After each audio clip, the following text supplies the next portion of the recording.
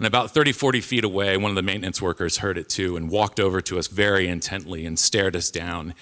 And he said, "Empty your pockets." From NCPR and the Adirondack Center for Writing, this is The Howl. True stories, no notes. I'm Ethan Shantie.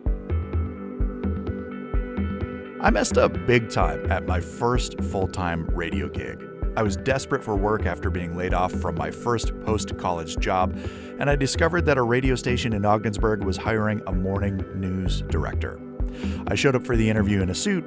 All these guys are wearing shorts and t-shirts, and they didn't really ask many questions. I think it was a warm body kind of a situation, but they did want to know if I had any experience writing news.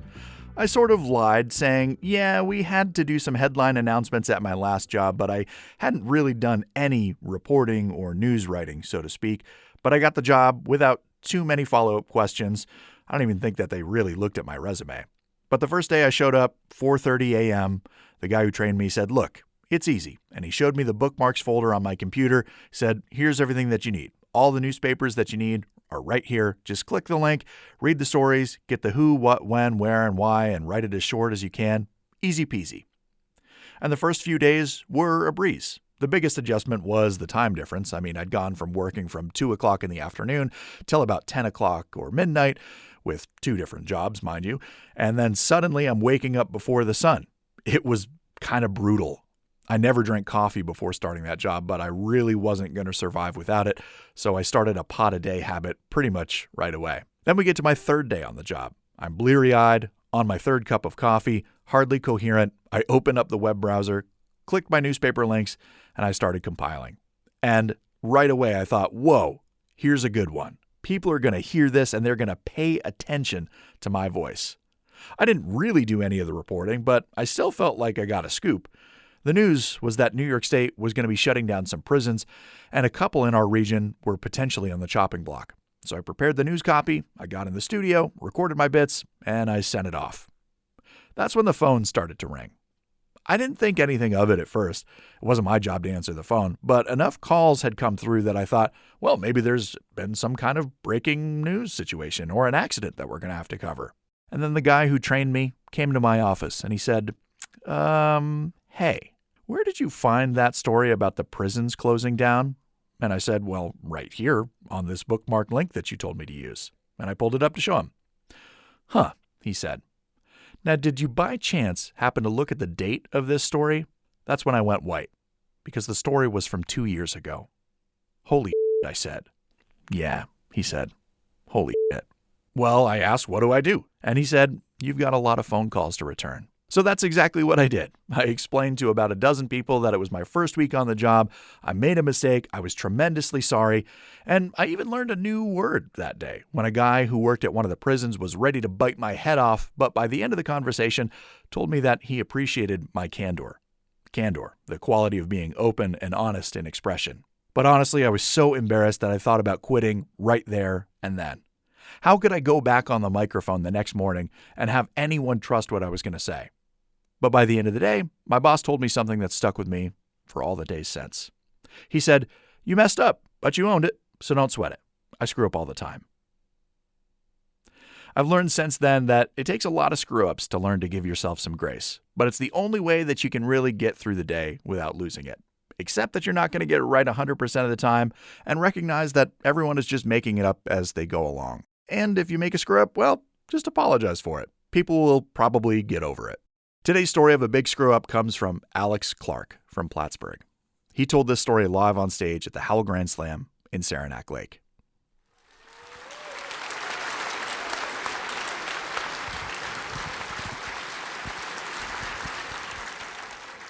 So it's 1989. I'm 13 years old. I'm an 8th grader at an all-boys college prep school in Tennessee.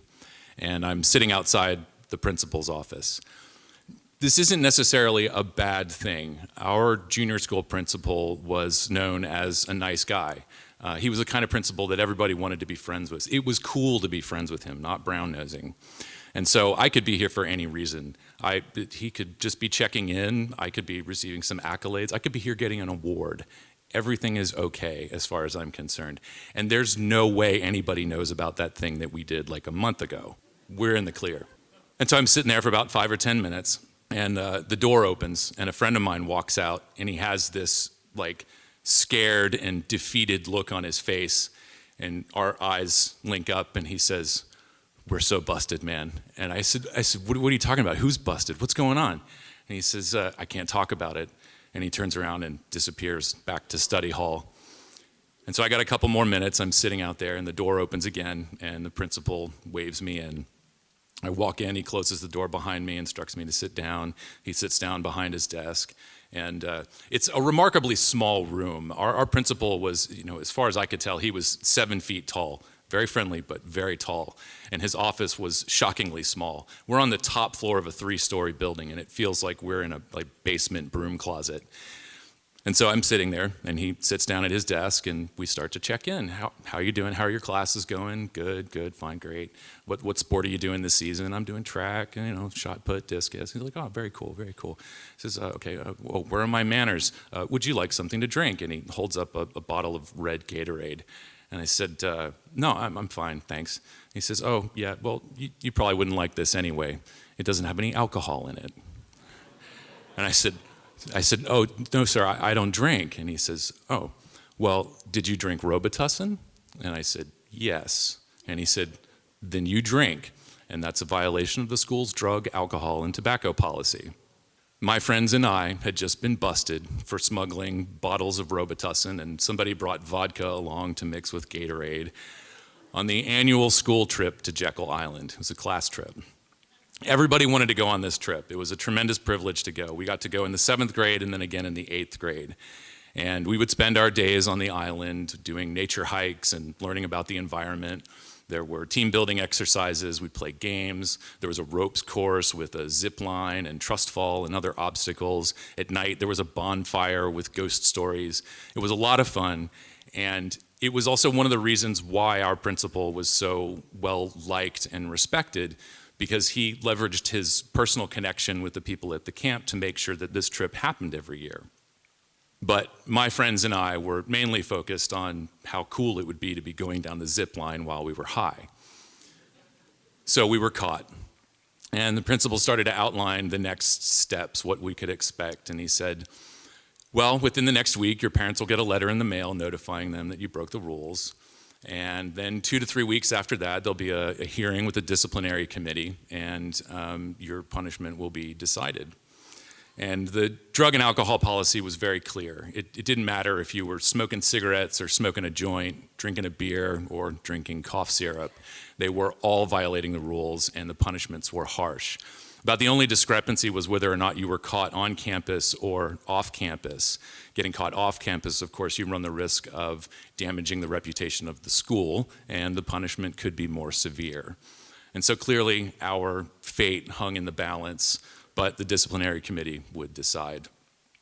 I also had the opportunity to talk to my parents before the letter arrived, which I did, thinking it would make things go a little bit easier. They didn't.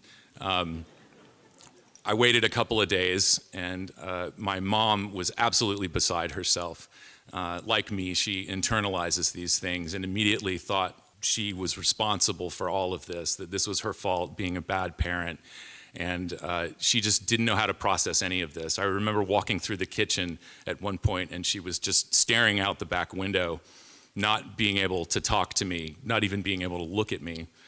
Back at school, I crossed paths with my track coach one morning, and I said, "Hey, good morning."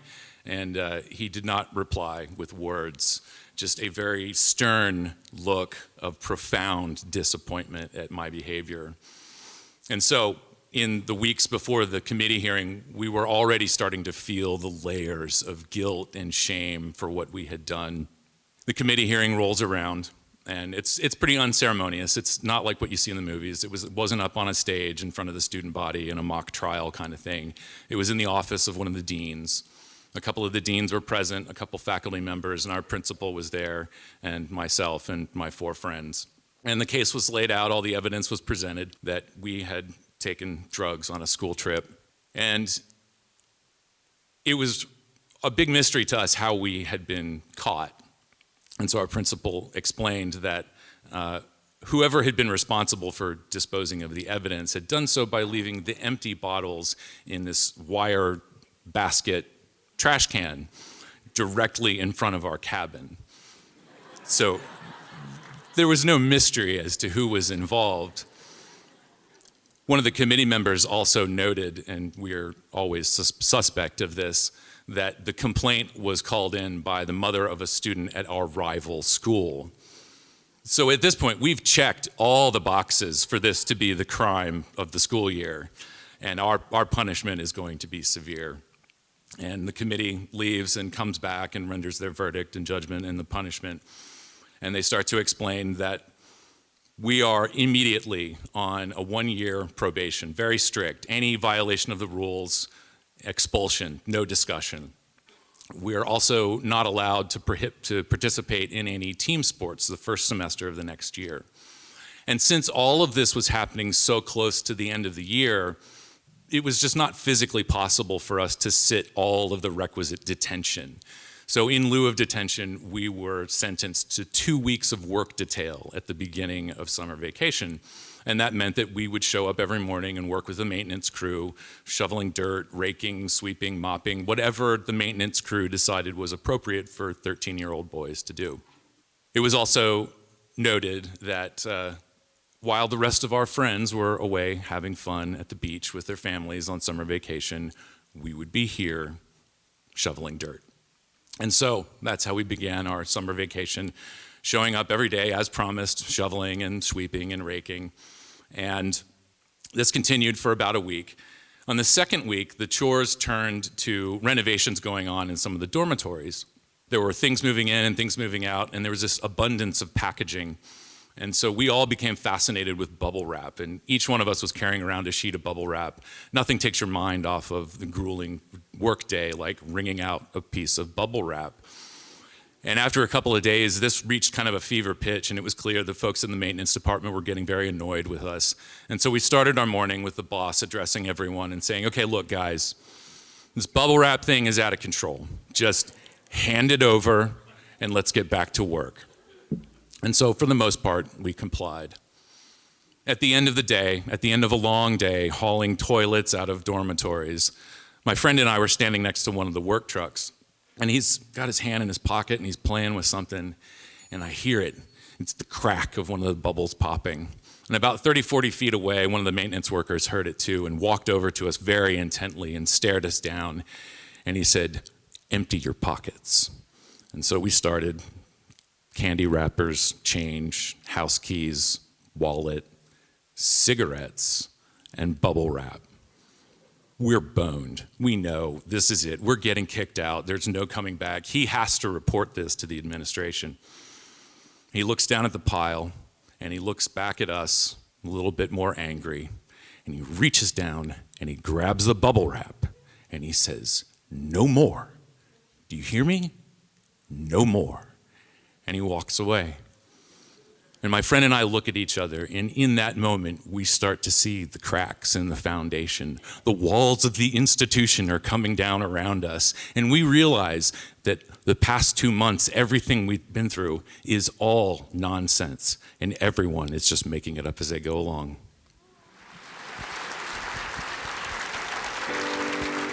That's it for The Howl this week. Thanks so much for tuning in. Thanks to Alex for the story.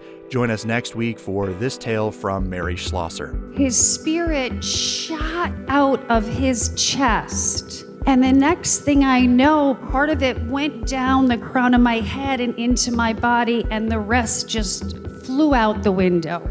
The Howl is a co-production of NCPR and the Adirondack Center for Writing. The show is written, produced, and edited by me. I'm Ethan Shantie. David Summerstein is my script supervisor. Doyle Dean is our production manager. Caitlin Kelly handles our social media.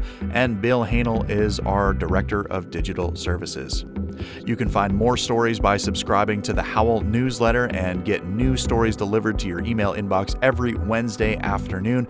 Sign up at ncpr.org. And you can hear more episodes and support this show also by visiting our our website. It's ncpr.org. By the way, our theme music is by Famous Letter Writer of Plattsburgh, part of the NCPR_ project. If you're a musician and you want to have your music featured on the air or in our podcasts, check out our NCPR_ page, ncpr.org/_. We'll see you next week. For North Country Public Radio, this is The Howl. I'm Ethan Shantie.